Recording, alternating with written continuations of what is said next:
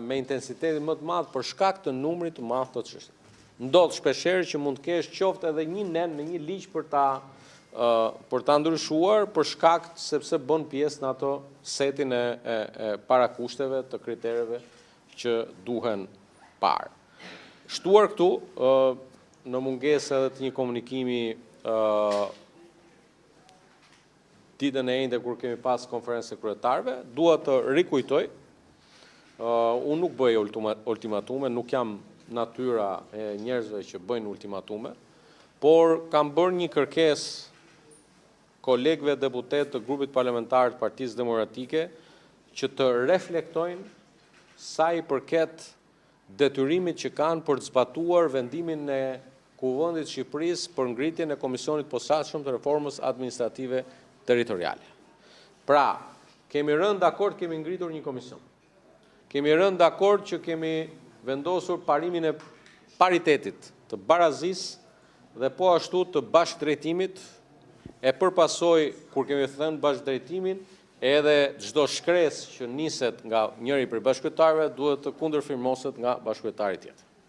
Jemi në kushtet që pothuajse 3 muaj pas këtij ngritjes së këtij komisionit posaçëm të reformës administrative territoriale, një reformë e rëndësishme sa i përket qëllimit ton për të vijuar thellimin e përmirësimit të shërbimeve publike ndaj komuniteteve, jemi në situatën që deputetët e Partisë Demokratike nuk lejohen nga leadershipi i partisë tyre që të marrin pjesë në mbledhjet e komisionit.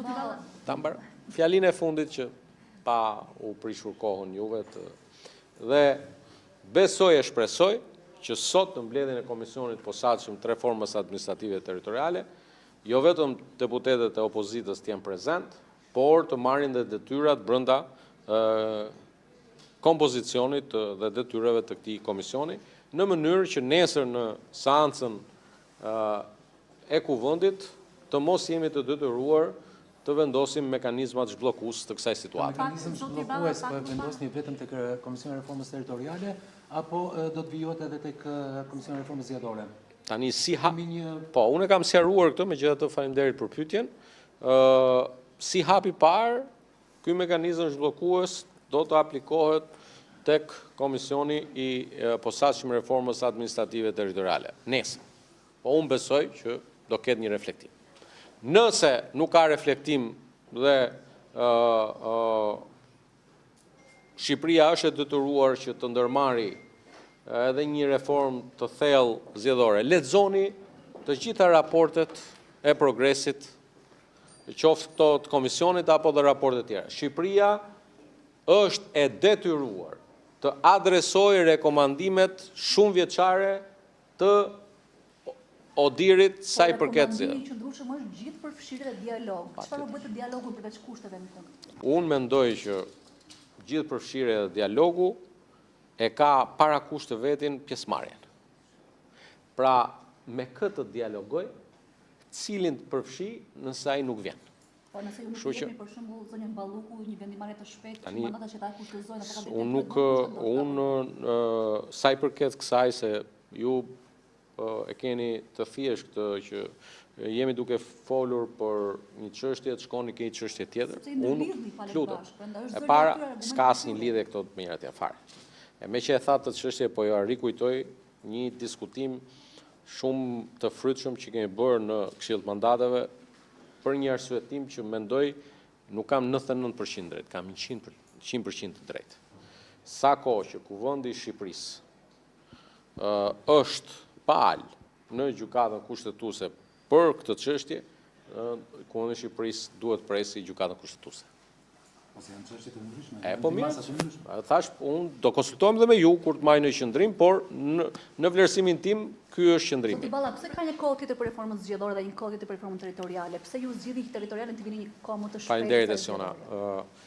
E vërteta është që reforma territoriale dhe praktikat e mira të Komisionit Venecias na detyrojnë që në rast se në konkluzion të kësaj pune të këtij komisionit posaçëm do të sugjerohet një ndarje e re administrative territoriale, ajo duhet miratuar në Kuvendin e Shqipërisë jo më vonë se e njëjtja e fundit e korrikut. Pra, e njëjtja e fundit e këtij sesioni parlamentar. Në raport me zgjedhjet e ardhshme vendore, të cilat duhet të jenë diku në një nga të diellat mes 15 prillit dhe 15 majit të 2027-s. Dhe duke e marrë agjendën tonë të punës, edhe në raport me këto praktikat mira të Komisionit të Venecias, na duhet që të paktën sa i përket ligjit për ndarjen administrative territoriale, duhet ketë kaluar të njëjtën.